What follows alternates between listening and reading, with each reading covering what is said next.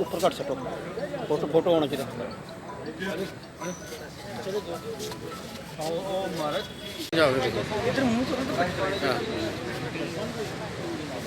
बस one by one करते जाओ, रखते चलते जाओ।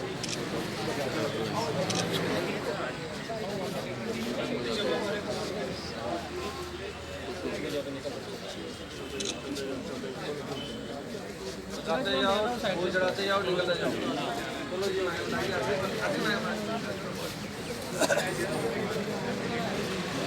लाइन करके चढ़ाते जाओ, one by one.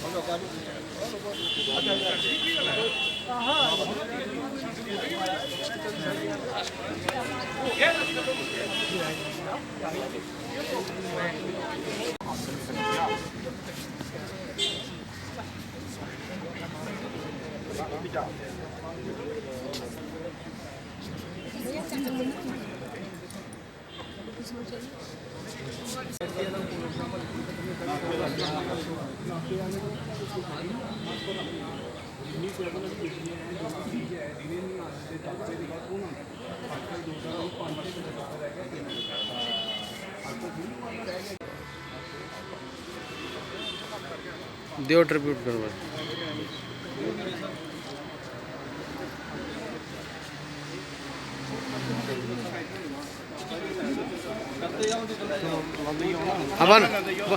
One by one. आप कब्र मत करो ना उसको आगे से। किलिंग का शिकार हुए जो, उनको हमने श्रद्धांजलि अर्पित करी। आज श्रद्धांजलि कार्यक्रम रखा था और आम आदमी पार्टी इस दुख की घड़ी में परिवार के साथ संवेदना व्यक्त करती है। और दूसरा सबसे बड़ी बात है कि जिस तरीके से कश्मीर के अंदर लगातार टारगेट किलिंग्स बढ़ रही हैं, एक दिन हर दिन, कल भी एक टारगेट किलिंग हुई जिसमें रजनीवाला जो टीचर थी उनकी हत्या कर दी गई। आज एक बैंक के अंदर बैंक मैनेजर की हत्या कर दी गई। और इससे लगता है कि जम्मू कश्मीर के अंदर ये जम्मू कश्मीर एलजी एडमिनिस्ट्रेशन पूरी तरीके से फेल है और केंद्र सरकार इन टारगेट किलिंग की पूरी से पूरी तरीके से जिम्मेवार है। तो आम आदमी पार्टी ये समझती है कि जब एलजी जो केंद्र के रिमोट द्वारा चल रहे हैं वो पूरी तरीके से कश्मीर के अंदर जान माल की सुरक्षा करने में विफल रहे हैं, तो तत्काल ऐसे एलजी को जहां से हटा दिया जाए और होम मिनिस्टर को रिज़ाइन करना चाहिए।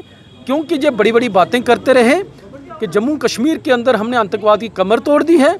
आज आतंकवाद जम्मू कश्मीर के अंदर, खास करके कश्मीर खित्ते के अंदर चरम सीमा पे है और कहीं भी किसी भी समय कोई भी वारदात हो जाए, इसका आज कहीं नहीं पता कि कब कौन सी वारदात हो रही है। तो लिहाजा जम्मू कश्मीर के अंदर केंद्र सरकार और जम्मू कश्मीर एडमिनिस्ट्रेशन पूरी तरीके से फेलियर रही है।